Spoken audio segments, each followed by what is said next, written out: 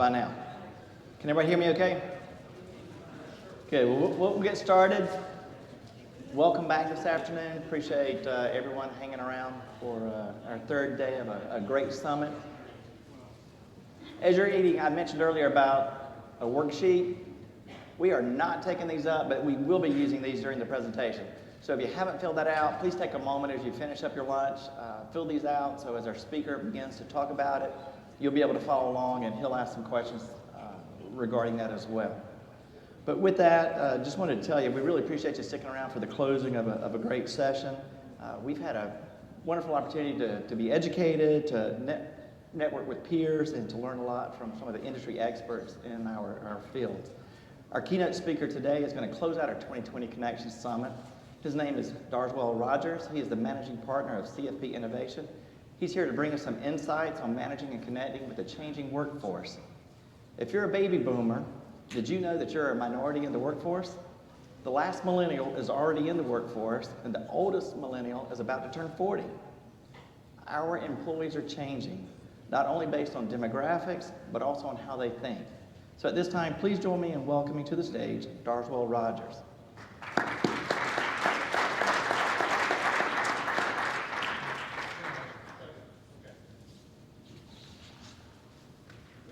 Mic questions. Make sure the mic works. Thank you. Thank you.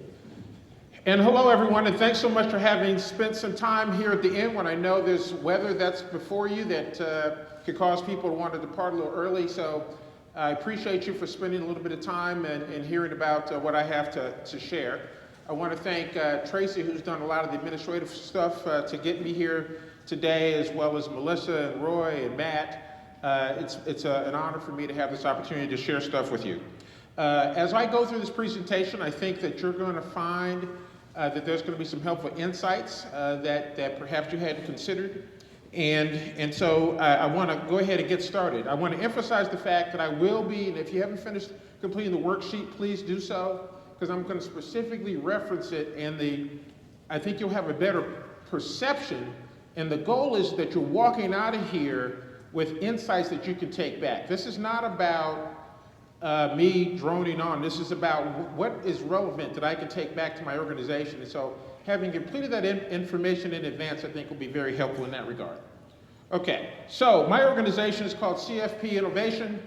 I've got up there consulting, research, and training. We are thought leaders in the area of disruptive environments between people and technology. We focus on agility from an organizational perspective, and we also look at behavioral analysis. We've done over 11,000 behavioral assessments on individuals around the world. When I say thought leaders, in simple terms, what I mean is we spent more time looking at how people and technology and change than the average person, and we've been recognized by that from organizations around the world, and we've got a kind of a client roster that would support that. In terms of that, I won't go any further. That kind of solidifies that. But we really like working with smaller organizations. We've done work with the federal and state organizations, and obviously, which was not stated, I'm currently on the board of the Fayetteville Public Works Commission. I'm in my 7th year. I've served as chair twice. So I do understand public power. I attended the APPA probably most of those 7 years that I've been involved. So I do feel you're paying granted from the point of view of a larger public utility. So let's kick off with just a kind of an interesting statement, because this is really about framing your perceptions of what I want to talk about. And imagination is really an important concept relative to knowledge, because knowledge has limitations, whereas imagination really embraces what the entire world is. And so that's just an interesting quote from Albert Einstein. What I want to do as I get started is to develop some common ground with everyone. Because for the purpose of this, let's kind of, if you will, agree on a few things. And the fact that technology and generational change is impacting all organizations is a key point of common ground that I want to establish. I also want to talk about the white elephant in the room. Statistics say that only 18% of people like new ideas right away. That means 82% of people are resistant at some level to change. And so if there are 100 people in this room 82 of you are like, I don't know, you're going to have to prove it to me. I'm not going to just jump in. But we're in an environment where change is just such a constant at a rapid pace that we really have to begin to think through how we accelerate people's comfort level with change. Because you can't change the fact that they're uncomfortable, but how do you make it happen more quickly? Some of you are going to say, those are great ideas, but my boss will never agree. Some of you are going to say, the bureaucracy, we love what you're going to tell us, but the bureaucracy is just going to be a problem. Some of you are going to say, I'm an elected official, I don't have the votes. And then finally, some of you are going to say, you know, doing change is a risk to my career, it's a risk to my job. And what we want to look at over the course of the remainder of my time is how can we frame this where changing is a safer bet than staying status quo? Because that's my argument. To continue to do what we've always done because that's what we've always done is riskier to your organizations than if you were to figure out change. And what we'll show you here is some really simple, basic ideas of tapping into resources that are already present in terms of making that happen. I want to frame the technological dynamics a little bit here, just as a background. And let me put these three, the smartphone started in 2007 with Apple. There were smartphones before it, but it didn't become popular until 2007. But let's look what the smartphone brought. You can now pick up your smartphone and sleep in a stranger's bed virtually anywhere in the world. You can pick up your smartphone and get somebody that you've never seen before who conceptually would be afraid if you approach their car under any other circumstances, suddenly swing by and pick you up, you have a nice conversation, and they take you wherever you want. That sounds kind of interesting and cool, but let's look at Airbnb is the largest hospitality company in the world, and they don't own any hotel rooms. Uber is the largest transportation company in the world, and they don't own any cars. So the notion that you can maintain the status quo, because these industries did not see these guys coming. They weren't in their traditional vision or line of sight in terms of what was happening. So let's look at the future of technological change here for a second. There will be 3D printed cars over the next 5 to 10 years. You got a copy machine that prints, a printer, there'll be 3D printing automobiles.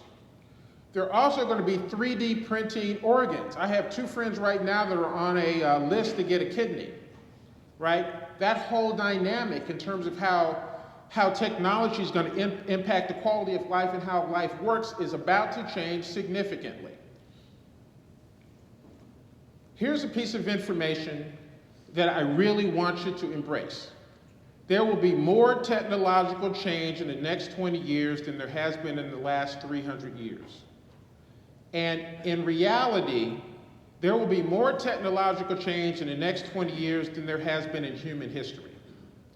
And the rate of change is accelerating. So what we're experiencing right now is the slowest pace of change that you're going to see. And we've got to juxtapose that against the fact that 82% of you do not fundamentally want to change until somebody has validated that something's a good idea. And that's the fundamental challenge that our organizations are confronting, because they very much are comfortable with the barriers to entry that have allowed them to function and operate without having to worry about a whole lot, and that is just not the way the world is going to function going forward. And so I've talked about technological change. Let's just very quickly look at that. This technological change is called the fourth industrial revolution. The first industrial revolution was steam power. The second industrial revolution was the manufacturing line. Think of Henry Ford cranking out Model Ts. The third industrial revolution was the internet, computers, and basic robots. The fourth industrial revolution includes these things and others. But what's most important about understanding all this technology is that it can't function without talent. And I spent some time up in Raleigh at an organization called the Raleigh Internet of Things, or Riot they call it. And there are all these, generally speaking, young people who have all these technologically wonderful products and services that they're out there talking to you and others about. If you bring this in, your productivity will improve. If you bring this in, this will be the best thing, sliced bread. And I listen to them I only ask them one question. So tell me about the implementation challenges that you have when you bring that into the company. And then their eyes roll back in their head and they're like, oh man, it is killing us because the people are fighting the tech. They've got a job, they know what they're doing, they know how to do it. Why are you disrupting me? Why are you making my life more difficult? I don't like this new computer, it doesn't do what I want. And so what happens? They subvert it. They slow it down, they sabotage it. Not because they're mean or bad people, just because you didn't get any buy-in on the front end from them. You didn't involve them in the dynamics and you didn't help them to understand that status quo is risky. Change is how you maintain and you continue to be successful. Okay? So that's what's critical. I spent my time mostly in the HR sessions upstairs. That's the secret sauce. All the other sessions are incredibly valuable, but if you don't have the people part right, it doesn't matter what the processes and the tech are bringing to the table. Okay. Going to keep going with this common ground. This will be a little faster. Boomers are leaving, valuable loss of insights. Generation X fundamentally sees the world the same way that the boomers see it, and they're now coming into leadership roles. Millennials are the majority of the workforce, but more importantly, they're the majority of the managers in the workforce today. And millennials and Generation Z have a different quality of life and quality of work demands. Now I want to take a step back here, and I don't know how many millennials in the room, but I'm going to give you all kudos for something very important right now. We hear a lot of folks complaining about, they want to do this, they want more, they expect this, and they're complaining about it. Isn't that a good thing? Imagine that your workforce is saying, listen, if you can't satisfy what I want, I'm leaving. They're giving you a clear signal that your approach to how the world should work is old, and if you can't recruit me, if you can't keep me, it's because you are operating on a that's how we've always done it mindset, and they're leaving. Now see, boomers and Gen X would stay in that job. They would stay there. They would pay their dues. They would do all those sorts of things that creates a level of stability. But let's not forget, the majority of people in this room, we raised those millennials. We raised Generation Z. And what did we do? We said to them, okay, Tommy, Mary, what do y'all want to do now? And we're standing there allowing the youngest person in the room to decide what the whole family does, and they go to work and you get mad that they actually have an opinion. So this is what we wanted. Now we're complaining.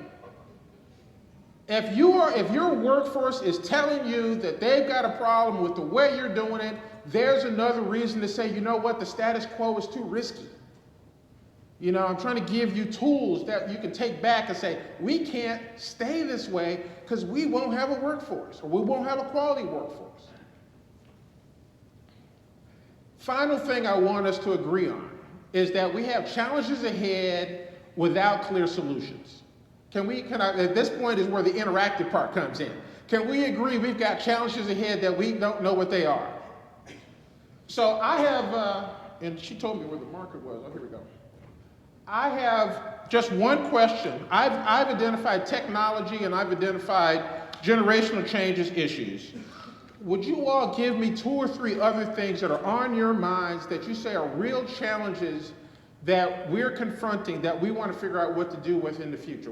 Give me 2 or 3 other ones that I can write up here. Just scream them out. Knowledge transfer gaps or training gaps.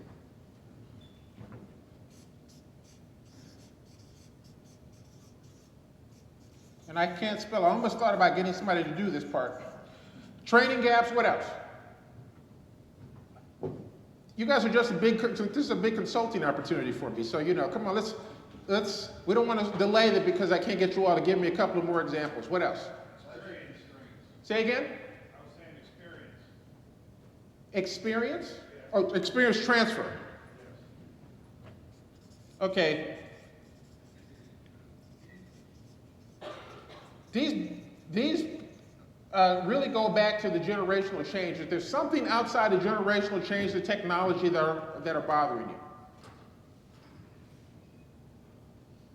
If the answer is no, I'm going to go move on. Yes? Say again? The willingness to work. Also a generational issue.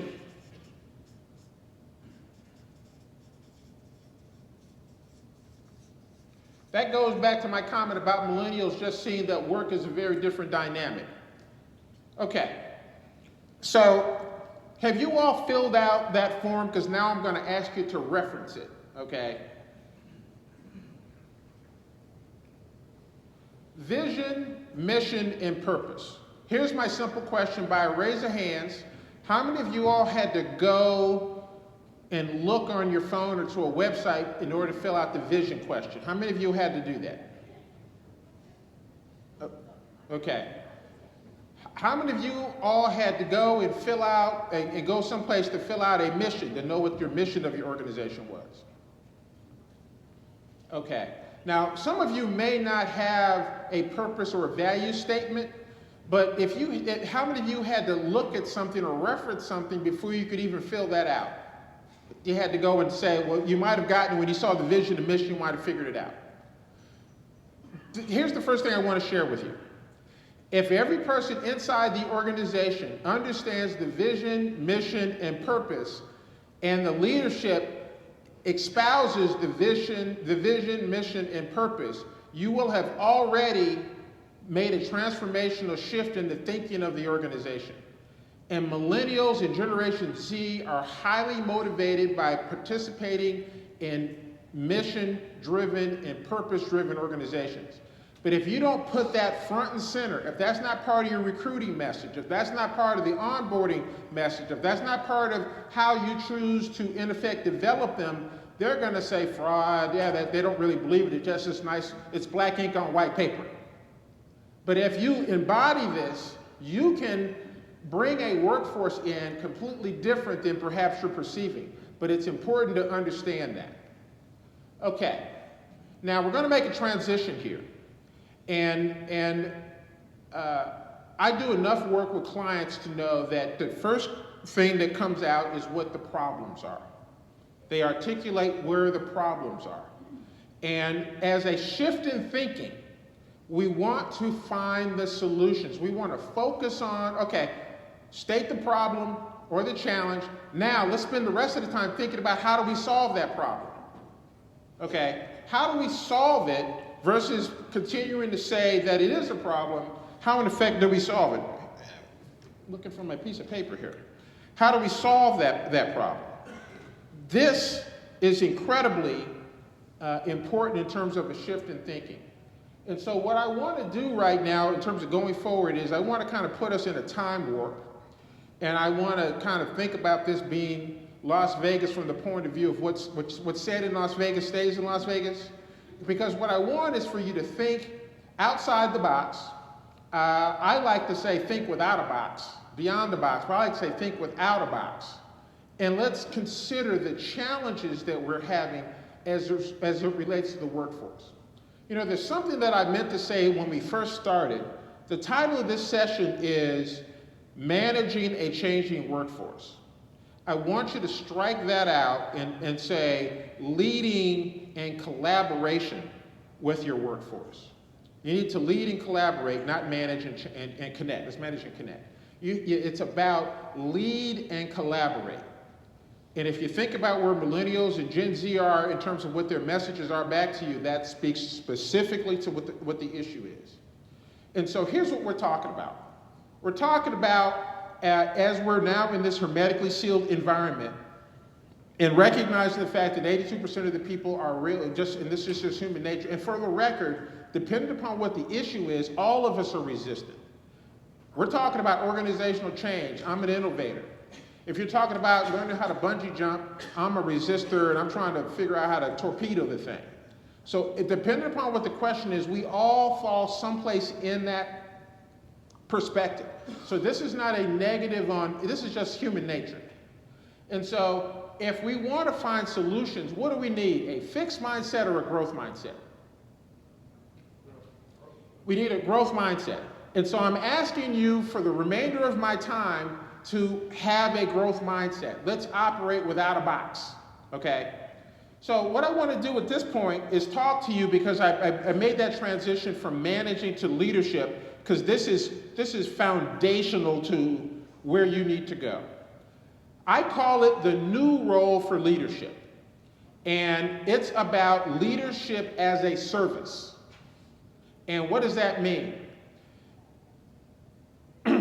I call it the new ROI. So, you know, I worked on Wall Street for JP Morgan for a bunch of years, and that was always return on investment. But we're talking about people today.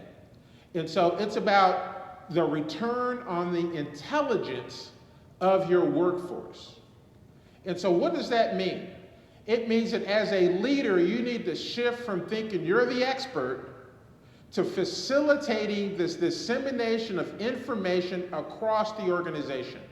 Because with all that technological change, and with all the brain drain from the silver tsunami, there's no small group of people at the top that are going to be able to interpret, understand, make decisions, and direct people that don't really understand what it is that you're trying to get accomplished. So you have to shift from thinking that you have to have the answers to shifting to the fact that I need my people to understand, tied to my vision, mission, and purpose, this is where we are.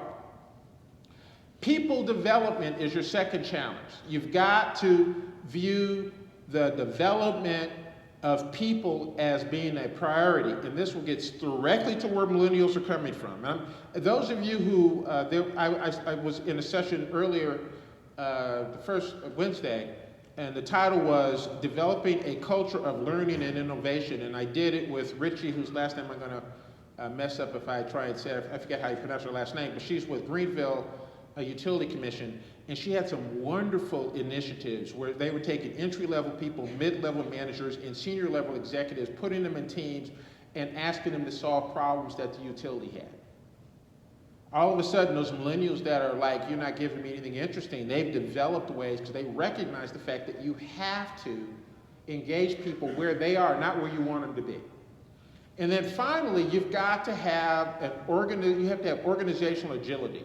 And what I mean is, when these great new ideas get percolated to the top, you got to be able to implement.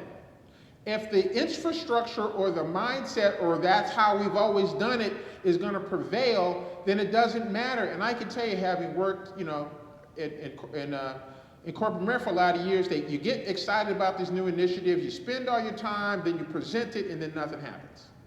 You want this workforce to leave in a hurry, you keep doing that. And they won't stay.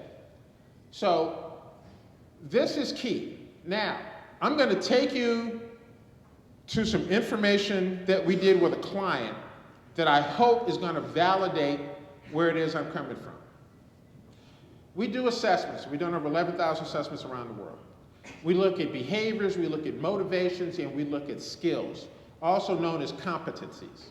Okay? And there are 25 skills that this organization, TTI Success Insights, they're best in class. Somebody takes one of their assessments every 7 seconds someplace in the world. They have identified 25 competencies or skills that they've identified that are important for high performance. And I'm just going to tab through these. I want you to see them and say, yeah, decision-making, diplomacy, futuristic thinking. Yeah, I can see why that would be an important skill for somebody. The ability to influence others, the ability to negotiate or be good at planning an organization. Yeah, I can see how that would be an important skill for people to have. The ability to solve problems or to be a self-starter, to understand where other people are coming from. Yeah, I think we can agree, and that's the entire list right there. I think we can agree that these are really valuable skills for somebody to have. Now, we had a client, and we gave their workforce the assessment to look at their skills. And this is what the assessment showed. It showed that they've got, let's see, okay, I'm looking on this side. So, you know, customer focus was a really important skill for them in terms of competency, planning, you know, so at any rate, generally speaking, that's a decent set of skills for an average group of people, okay?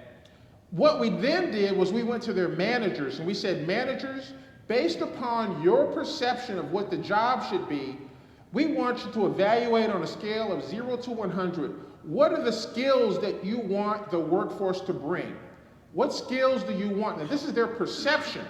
This is actual data. Now, I'm going to show you what the manager's perception was of what they wanted. The manager said, customer focus is important. I know I'm looking, customer focus is on the same side. Customer focus is important. Problem solving, but look, on this side, creativity, futuristic thinking, appreciating others, conflict management, interpersonal skills, understanding others, not relevant at all. At all. Don't care about it. Now, we then ask the employees, what is your perception of the job? What do you think you're supposed to be doing? And this is what the employee said. Well, my boss wants me to be good at customer focus. They got that message. He cares about personal accountability. And then frankly, this stuff over here, the boss doesn't care about it, and therefore they don't care about it either. So look at this for a second. Look at this. Look at all this skill that the employee is coming to work. Nobody cares that they have all these great ideas, all this skill. Nobody cares. And then we're sitting inside organizations and the millennials are saying, this is a boring job, dude. Give me something to do. I got all this skill. I want to do something. And we're saying no. Boomers will sit there. We were trained to just show up at the job, do the right thing, pay your dues, and we're automatons. We go to work. We don't really have to think too hard about it. And by the way, we're not interested at our age in learning anything new anyway. But if you're looking for the opportunities and you're paying for it, you're paying the money already, you're paying for it. They're coming to work and you've not asked them, you got all these problems, all these challenges, all these issues. You've never asked your workforce, can you help me solve it? I mean, you gotta say, man, what an aha moment, right? Gotta be an aha moment. And so what are we really dealing with? Okay, so that's kind of an interesting notion. But let's look at kind of the root cause of why we're there. And it's because of this traditional organizational structure. And this goes back to at least Henry Ford. And I picked him because everybody understands. Henry Ford said, you can have any color Model T you want so long as it's black. And you didn't have to think. If he cranked that puppy out, people bought it. Crank it out, people bought it. They bought it, they bought it, they bought it. So he could easily stand at the top, tell the people below him what to do. They told the worker what to do, and they did it, and he made money. But that doesn't work today because it's too slow. There's too much information flowing through your organizations. You can't interpret it all. The silver tsunami has said you're losing all your resources in terms of knowledge. It's too slow. And it disempowers the workforce. They're bored. They want to help you challenge. They want to fulfill the mission of the organization that you haven't even bothered to tell them what it is. You don't live the mission, and you've never asked them to help you solve the problems. Here's the employee. Every year, Gallup does an employee engagement survey, and this is the 2018 survey. Only 18% of the people in the workforce are actually engaged. And I'm looking over here, I see I got to do it on both sides. I'll just do it on this side. You guys can see. So only 18% of the people in the workforce, where is it? Okay, I can't find it. Okay, I got to do it on this side. I've lost my mojo. Okay, so I'm now on that side. Okay, so only 34% of the people that are in the workforce are engaged. That actually are like, oh yeah, I come to work and I'm really interested in trying to help the organization. 47% of the people are just, they come in, they hang around. And 13% of the people are literally trying to sink the company. They're literally attempting to sink, they come in, they badmouth the place all day long, right? And we can understand why, because you're not asking them to do anything interesting. But here's what we're talking about doing. We want to capture the head and the heart of the workforce. This is what unleashes what we call intrinsic motivation. Now, I've heard a lot of conversations about compensation, and we don't pay enough money, and we're challenged in terms of competing. But here's what you have to understand. Of the 6 principal reasons that people are interested in working in a certain place, compensation is only one of the 6. The other 5, public power, municipal governments can compete. You just have to decide that you want to compete. And the intrinsic motivation, which is not money, which is in effect, tell me what the mission is, give me the opportunity to help you solve it, is what in effect will bring people to work any place at any time, so long as you keep it as an interesting thing to do and they can see the fruits of their labor. That's what we're talking about. Okay, so let me tell you what the research indicates. And some of this research comes from the Federal Reserve Bank and some other people. And has anybody ever seen the Dan Pink video on motivation? Look up Dan Pink motivation, and this, a lot of this comes from him. If you want to capture the heart and the head of your workforce, there's 3 things you have to do. And they sound pretty simple. You got to be a purpose-driven organization. Tell your people all the time, why are we here? What do we do? We keep the lights on. That's pretty simple. You can't even have water flowing to your house if there's no electricity. That's just how important. You're talking about Maslow's order. You got to put electricity below the beginning of Maslow's hierarchy, because without electricity, none of the rest of it is even possible. They want to master skills, so you cannot dole out information based upon some perceived budgetary thing bears no resemblance. And by the way, this doesn't have to cost you money, because I don't know if the woman from Apex is still here. She told a story about they wanted to encourage people to come and solve certain problems that they had around cost. And so she said there was a woman who was one of the big skeptics in her organization that volunteered to go, and they let her attend these meetings. And she came back so enthused, so saying, this was some great stuff. And when you get the skeptics saying good things about what's going on, so when you think about that bell-shaped curve, when the skeptic comes in and says it's good, all of a sudden you move from 18% to a bigger percent real fast. And it's because of the engagement. You allowed her to use her thinking in a way that hadn't been in the past. And then finally, self-directed. We have a mindset around silos. But let's think about the way the customer thinks about your organization. The customer makes a request on this side, and you deliver the value on this side. And there are probably several organizations in the middle that touch that issue before it comes out the backside. It could be a bill, it could be whatever. In Greenville Utilities, with these, where they put these entry-level people, mid-level managers, and senior managers, they made sure they were across the organization this way, and they're asking them to solve problems. Okay? In terms of what we do from the consulting point of view, we actually run a simulation. It takes 3 hours because people are naysayers, and there's no way I can tell you how to change your organization. But if you literally experience it, that's where the movement would happen. We call it Game Without Thrones. Another way of, because it's the play of the show, of course. The other way of looking at it is it's zero command and control. We bring a group of people together who don't know each other, and we assign them with the task of building a castle out of Legos. And over the course of 3 hours, with no one in charge, they build a castle out of Legos. And there's no way I can explain to you how that happens, but when you get a bunch of senior managers, entry-level people, mid-level people, people who are students, people who are senior executives, and they didn't even really know each other before they walked in the room, and 3 hours later they built something, they're like, wow, that was really an interesting approach. I don't have to tell everybody what to do in order to accomplish what we want out of it every day.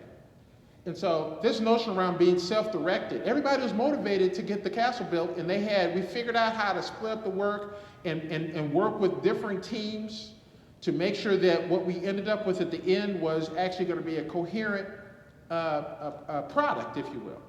And so this notion around self-direction is really not that hard, but you have to experience it. No one's ever going to be able to explain it to you. Okay, so I'm going to ask you all again for a little bit of feedback here, and hopefully my hearing improves from a little earlier. I want to know, what are some ways, given everything I've shared with you guys, what are some ways that that you all, given what we said, can engage your workforce in a different way? Say again? Okay, how?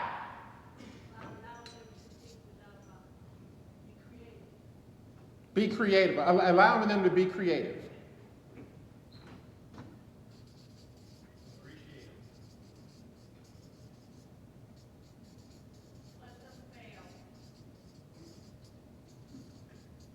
I love that one. Not be afraid to fail.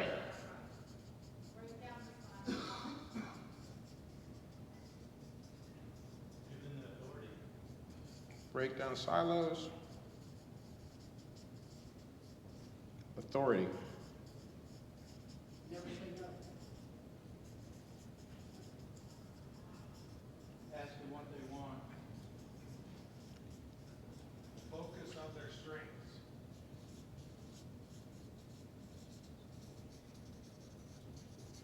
Isn't this fun? I mean, it is.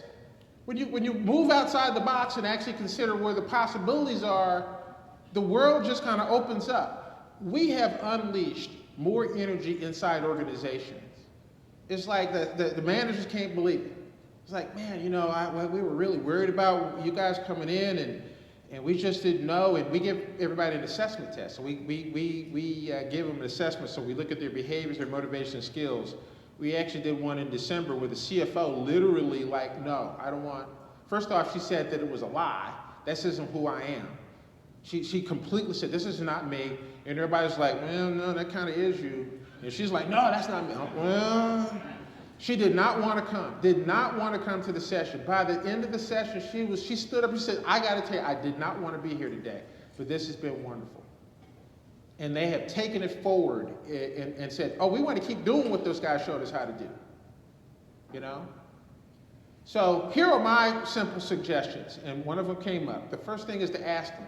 There's a TED Talk out there. I can't remember the woman's name. She's a partner at Boston Consulting, and she works in the municipal space. And she says, she goes in, she talks to the senior leadership, and she says, okay, give me one of your nagging problems. And I don't remember what it was. It's not that important. They did, and then she drafted a document or something that said, listen, our community is currently suffering from the following problem. I'd like for you guys to make suggestions. Asked everybody inside the city that was a city employee, what would you do to solve the problem? Didn't tell anybody inside the city who gave the feedback. Then they gave the top 20 or so answers to the senior leadership. 40% of them came from people that they would have never even asked, probably didn't even say hi to them when they walked by them in the hallway. 40% of the best suggestions came from people that were not in the line of how the executive thought it was his responsibility to be the expert. He had to have the answers. When you're paying for all that talent. And so hopefully I'm giving you some simple things. That doesn't cost any money to do differently. Create a clear line of sight. This is, I've got a job inside your utility or inside your municipality. How does my job relate to the mission? Why does this job exist? Literally, why does this job exist, and how does it influence the success of what we're looking to get accomplished? When you create a line of sight whereby the person says, well, you know what? I'm doing this, but why am I just doing this? How come I can't do this and this? Or why don't we combine that job with, in these other two departments, it seems like somebody's doing the same thing I'm doing, but why are we sitting in different parts of the organization and we never talk?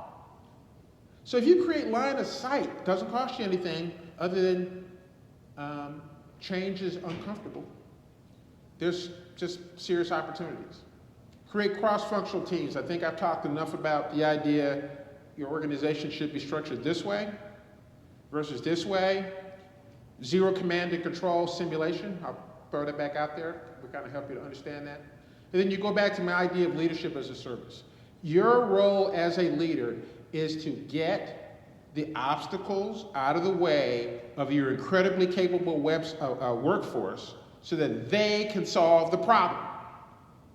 One of my favorite images, there's this image of a woman, she's laying on her side, it's a black and white image, it looks like a Hitchcock movie, and her eyes are like bucked out like this, her hair is on end, And I put the caption overhead as I put, what keeps you up at night? And as senior leaders, we can't sleep. Imagine if your entire workforce was trying to solve that problem with you instead of you feeling like it's your job to solve it. Either one or two things will happen. Everybody will be up at night trying to help you solve it, or everybody will be sleeping better because you've come up with solutions. But so long as you think that it's your job to solve it, and everybody else just needs to know what you think they need to know, you're going to have struggles, and the world is going to pass you by, and you're not going to have a workforce, and somebody's going to take your customer. And if that sounds really harsh and mean, good. That is why Blockbuster doesn't exist, and a whole bunch of other companies. Sears Roebuck, which was the most innovative company in the world at one point, and they went bankrupt. I mean, they were Walmart before Walmart. Okay, so I'm actually right here at the end. Here are my final thoughts. Economic prosperity is based upon the rate at which a society solves the problems of the citizens. And the simple question is, so how many diverse problem solvers does your community have assigned to actively participate in solving the problem? So I'm open for questions. Thank you very much.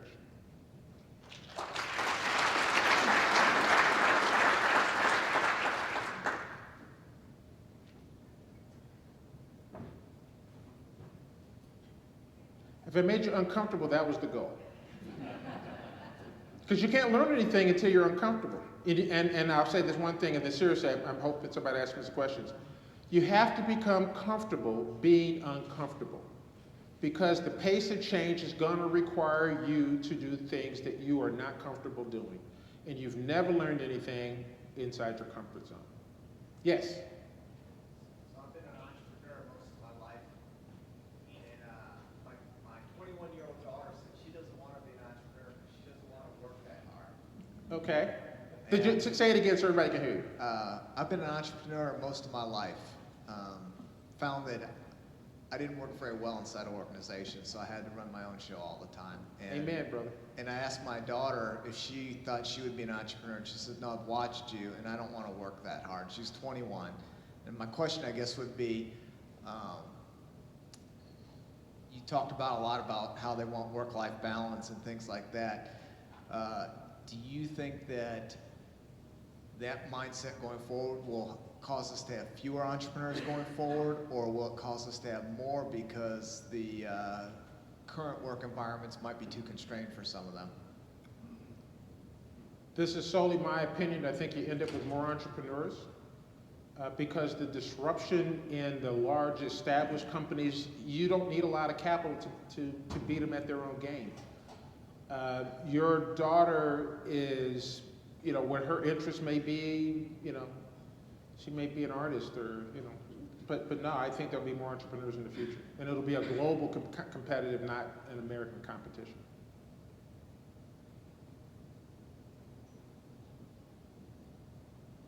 Yes. So you have a culture of a traditional utility, and I don't know about others in the room, but in our utility itself, we have people that are serving 40, 50 years in the organization.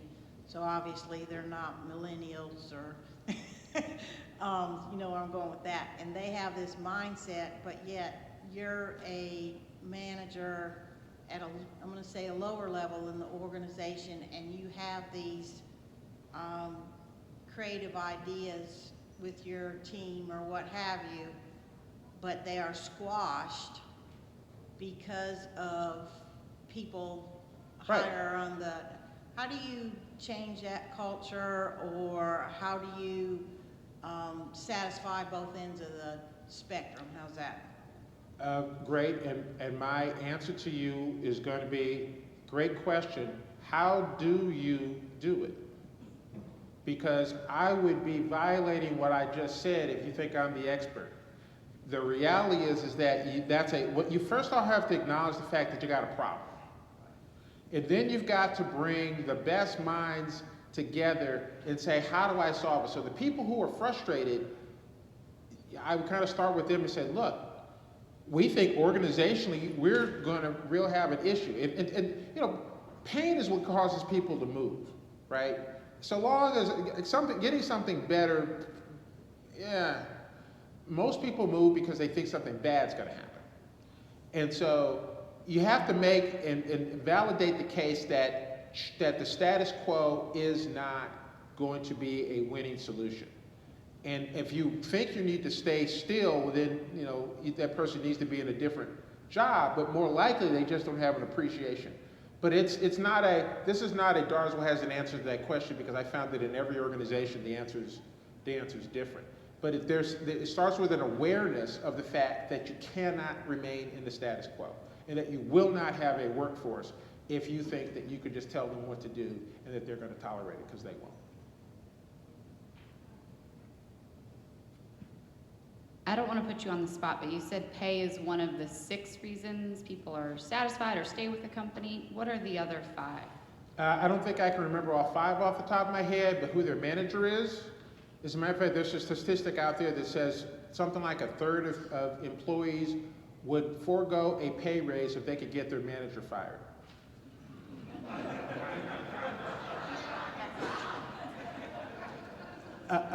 Purpose-driven.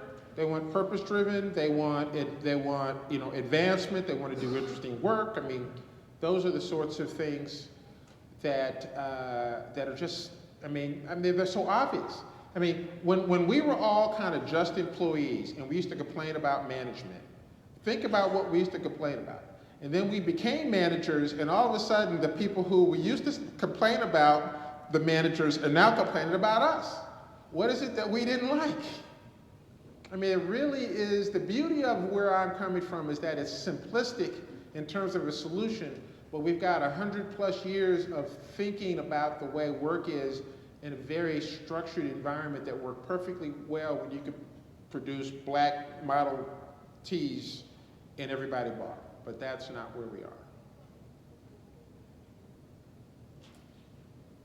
Any other questions? I know there are, but if this is too much, I'll hang around for a little bit afterwards.